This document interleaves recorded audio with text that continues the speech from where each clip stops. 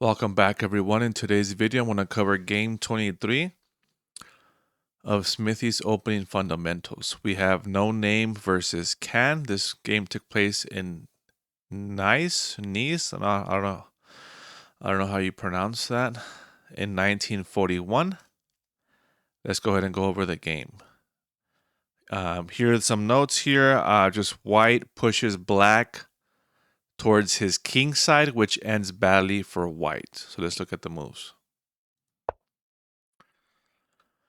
Okay, e4, e5, knight f3, knight c6, knight c3, knight f6. Simple development so far. d4, white immediately opens the center. Controlling the center is a key principle, so it's a good strategy. Okay, black captures on d4, knight captures d4, and then bishop b4. Black counters by attacking white's e4 pawn, forcing a concession. So remember, now the knight is pinned. It cannot defend this pawn on e4. Okay, so then white has to capture the knight on c6 before playing bishop d3. Remember, the queen defends the knight.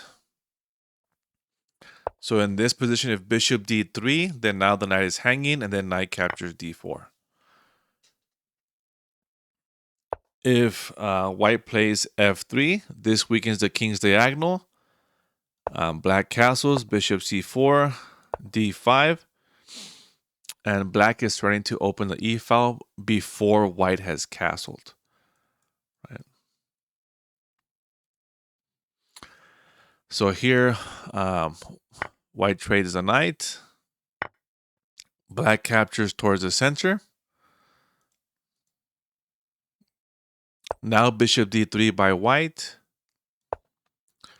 Both sides castle. The opening is nearly complete. Just one piece each needs to be developed. Okay. Black plays d5. Black fights for the center. And now his bishop is free to develop. So the bishop can go to g4 or to e6.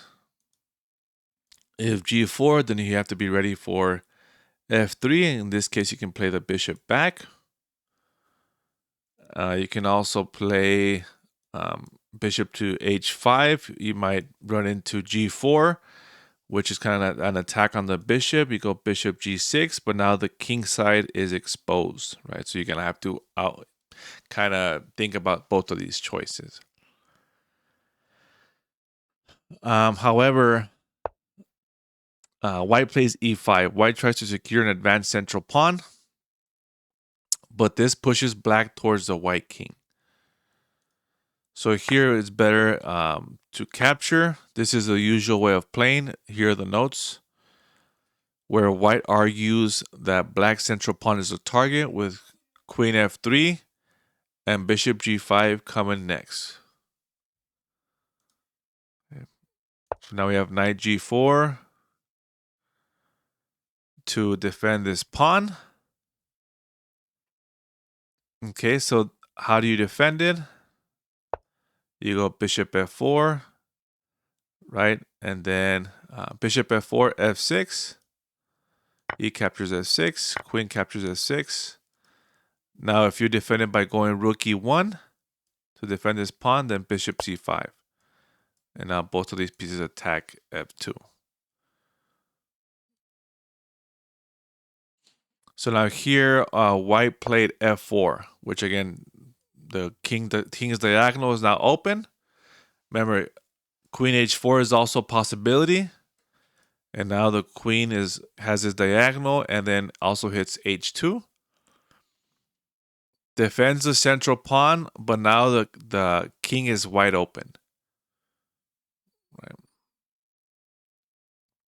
So queen h4, black immediately jumps into the weakness, and white is defenseless.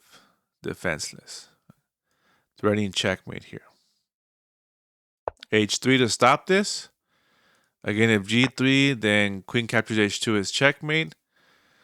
So h3, black gives a check, king h1, and then queen g3, threatening checkmate on h2. Here white captures on g4, stopping the mate on h2, but white forgot about the checkmate on h4. So black plays queen h4, checkmate. White made only one real mistake, but that mistake was weakening his king, and that's all it takes. And that was back here on f4.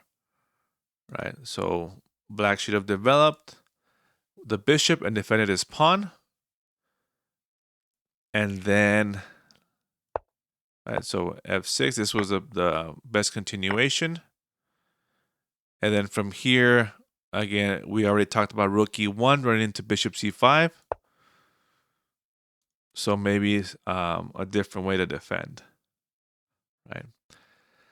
So again, let me know what you guys thought of this video, and I will see you guys in the next one. Make sure you like and subscribe.